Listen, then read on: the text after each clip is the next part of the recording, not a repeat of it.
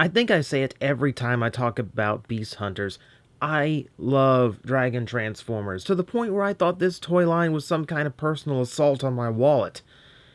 Which it kind of was, but that aside, I am a fan of the toy line, and I am a fan of having some robot dragons around, so we're going to talk about one. Meet Ripclaw. This is an interesting one because typically when I review something, I have to make sure there's enough vertical height in frame for the robot mode to fit in without having to adjust the camera. This is one of the first times the beast mode has enforced a height limit. It's a little bit strange. So yeah, if you haven't noticed, all of Beast Hunter's dragons typically worked in some little weird trick or gimmick, so they weren't just your standard dragon. Pretty much only Predaking got away with that. But as far as deluxe size goes, this is probably as close to traditional as the line got, aside from... yeah, we'll get to that. For now, I will show you it is cast in a very nice teal plastic with some brick red going throughout various details, and some what kind of passes for gold but's closer to tan or beige of sorts. And it's not a bad color combination. It looks different, it looks unique, but nothing really clashes too much or anything, and the teal does not quite have enough green in it to pass for like a Christmas color scheme, so you don't have that as a distraction either. Being Beast Hunters, this does have that weird thing they did with the plastic where they swirled in another color, in this case yellow, which means every one of them is a little bit unique. They're all special little snowflakes. And here you can see mine's pretty evenly distributed. I'm not terribly upset about how this one ends up looking. There's only a few like heavy blotches of that yellow streaked into the plastic. I do like having things like this on the beasts more because, especially the dragons, I feel it adds a little bit more to the mystic quality and gives them a bit more of an organic touch in spite of them being completely robotic. It's a little bit weirder on the cars. On some of them, it just kind of looks like the car got muddy and no one's bothered cleaning it off yet. But here, I think it works well enough. I don't mind it so much.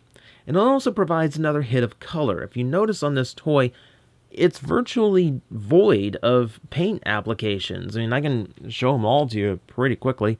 There's a little bit here on top to match the tan. There is a little bit of yellow on the side of the hips. And that's about it, really. You can see some you can see some gray here. The forelegs are painted as well to match. And then the head has the bulk of the paint apps, where you can see the jaw also has that same metallic color that the lower legs do. You also get the eyes and the head crest. All of that gets the color. For the most part, all of the color on the toy is done in plastic, which is not a bad thing. It means there's less paint to chip and wear out over time, and the toy still manages to look quite colorful. But speaking of the head, I'll go ahead and show you right now. It is super soft plastic. Yeah, this is the era where they thought they could make the heads out of like super rubbery stuff and be completely okay with it. Now in Ripclaw's case, it does keep her head fins here from breaking or anything, but besides that, it's a little bit weird. This also makes it kind of strange to open up the mouth. It's not the only rubbery piece of plastic, so we'll get to that here in a bit. And to get to that, we need to talk about the elephant in the room, or the scorpion tail in the room. It looks like the coolest claw game ever, but it is in fact the main gimmick of the toy, that super long scorpion tail with this massive claw on the end. It's an extremely cool bit, and it does give this dragon a very unique touch. Speaking of touch, that little stinger there, if I go ahead and touch that, all of those claws will spring shut. They are quite tight, actually. If you had like mini-cons or smaller transformers, or the head of a larger transformer, that would grip on fairly well. Now, that's not the only trick this thing has. If you notice, it's actually kind of wobbly, and that's because there's an entire rubber core running through it. You can see it right there through that gap.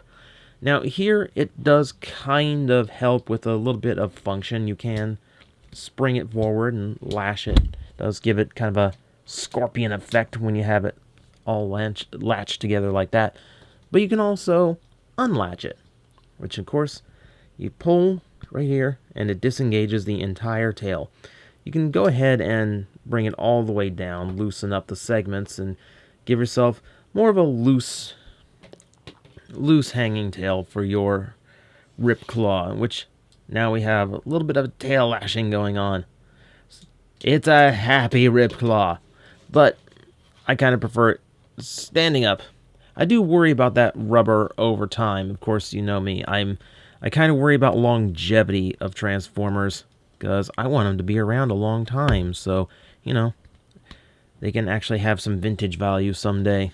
Or just go back and play with them 15 years from now, and they're still the same toy you got nostalgic about. That's always nice to have. But yeah, I don't know how long that will last. But hey, look, it's lasted a few years anyway. For articulation, you can see there is quite a bit, because it's one of those toys that just turns the beast's legs into the limbs of the robot. But beyond that, we do have everything the tail does.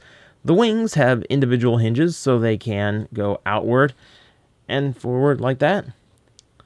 That's going to look like a Pokemon at some point, I'm sure. I've got the one in mind, I just can't remember the name of it right now. The head itself does have a ball joint to it, so you can rotate it all the way, such, tilting up and down a little bit, and the jaw does open and close, as said, but the rubbery plastic does make it kind of spongy. Shoulders, ball joint. We have elbows, as well as a rotation just below, and some adjustment at the lower claws. At the back, hips, all fully working.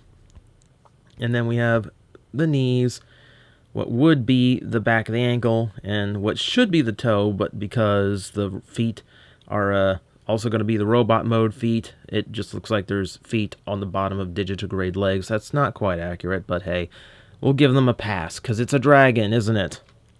That's what you do. So, yeah, there's a lot to talk about in the dragon mode. So let's get this to robot mode and see what else we can talk about. I try not to make these too long, and they always come out longer than I really want them to, but I try to be thorough, guys. I want to make sure every single thing you could think of or question you could have about the toy gets answered, because you never know what that detail that makes or breaks a toy purchase is going to be. Oh, we're going to... Weirdly enough, the instructions fail to mention that you're supposed to do that. So... rotate these out, and let's see. Claws go like that to reveal the hands. Up, rotate around, hand out, just like so. All that done. Yeah, the tail's going to be an issue here in a bit. Here, you'll see. We're going to split all of this. It's going to fold down as such. Make sure the shoulders are in the correct orientation. Those form the guards. The head gets folded back like so. Hinges to be kind of tighten up right there. And I'm going to raise up the head a little bit. And like that, we have a Ripclaw, who is actually a good bit shorter than her beast mode was. And if you haven't noticed by now, yes, I'm using female pronouns because Ripclaw here, in spite of all appearances, is a female character, which I kind of dig, you know? You don't need these big wide hips or fake robo boobs or high heels or anything to indicate that it's female. Just, it's a robot. Say it's female and it can be female. Like, that's actually kind of cool. And I'm glad they snuck one in, especially when it's such a cool design. Let's take a look at the cool design's robot mode head, which is actually kind of weird to get a hold of because the tail is whacking into my table. Take a look. It's a pretty menacing head. Very ferocious, big, open maw thing going on. There's actually some inner parts to that mouth, some inner molding, something else going on in there. Bright, flaring eyes, and a little bit of gray on the top of that helmet. Got kind of like a armored Batman, like Ben Affleck Batman thing going on here. It's a little bit strange, but hey, it's Ripclaw. It's a Beast Hunter's dragon figure. They were all just a little bit strange. So yeah, there's not a whole lot extra to talk about in the robot mode. We pretty much covered everything already. You can see front legs became the arms, rear legs became the legs, and that's pretty much how you do. There's really not a whole lot more to talk about deco-wise. There is a lot more red taking up the centerpiece now, and some more yellow got exposed. And now that Predacon sigil is now very pronounced on the center of the torso. It's always an interesting little faction symbol because it either looks like Predaking's head straight on or two Predaking's nose to nose. It's an optical illusion. See what you want to see. Beyond that, we're talking pretty much the same figure. It's just kind of standing up, and now the robot mode head is exposed.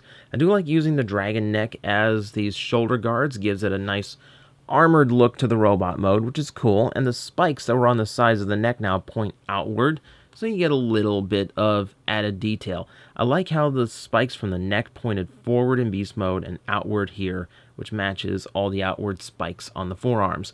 That creates a consistent look. You do have some junk issues, because you do have these little panels from the beast mode that don't have anywhere to go. And then, of course, the tail, which really doesn't have a whole lot it can do. You can arc it up and scorpion the whole thing, but that creates a bit of a problem, as that makes it incredibly back heavy. And you can adjust. You kind of have to go digitigrade robot mode legs in order to accommodate for that weight. I don't like how that looks. And unfortunately, as you saw, the joint's not the tightest in the world, so it's very hard for her to hold. Look, even now, it really wants to fall backward. And very small heels on the feet.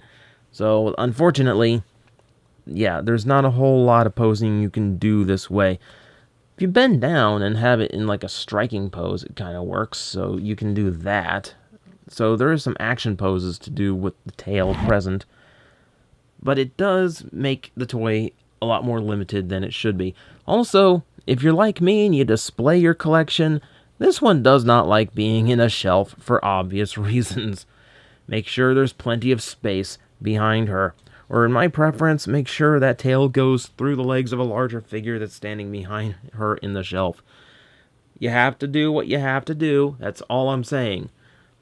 Articulation's pretty much the same. The head's kind of buried in the chest there, so it doesn't have the range that the beast mode head does. And the shoulder guards have caused us to have a limitation in the shoulder articulation. You can adjust to get it out of the way, but it is going to look a little bit strange, unfortunately. So that limitation you have. We don't have a waist joint, even though it looks like there's a cut for one. I'm twisting. Oh, wait, do we? There we go. I was lying. The streak is over. We have a waist joint. Hallelujah. Hallelujah. I wonder if I could have used that in beast mode now that I think of it.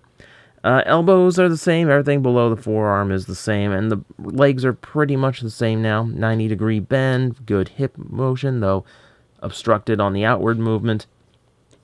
And we do have a full rocking ball-jointed ankle, which also comes in handy in beast mode a little bit as well. So you do have that.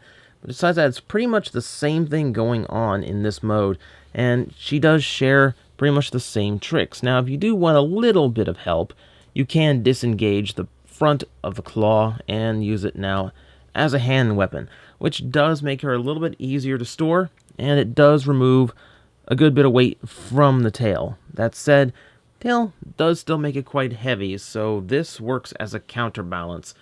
So you either have the complete tail behind her or the split tail held up in her hand this way. One or the other. She does not like having it somewhere in between. And that said, the gimmick still works and all that. You can still have the tail lashing around. You can still use the claw weapon. All that still works. So she still has all of her gimmicks in this mode too. So that is good. That is Ripclaw, my friends. Yeah, it's a little bit simple to transform, and the gimmicks do kind of hinder the robot mode in certain ways, and she does actually lose articulation from beast mode. That said, I think it is an extremely unique design. It's a very good, solid, just standard dragon transformer to just pick up and goof with. I think it's really cool that a female design came out like this that has nothing to do with your typical female designs. It's just a badass girl. And that's kind of cool in and of itself. Now I want to go capture a little tiny Pokemon or something with this claw. I'll make a game of it sometime.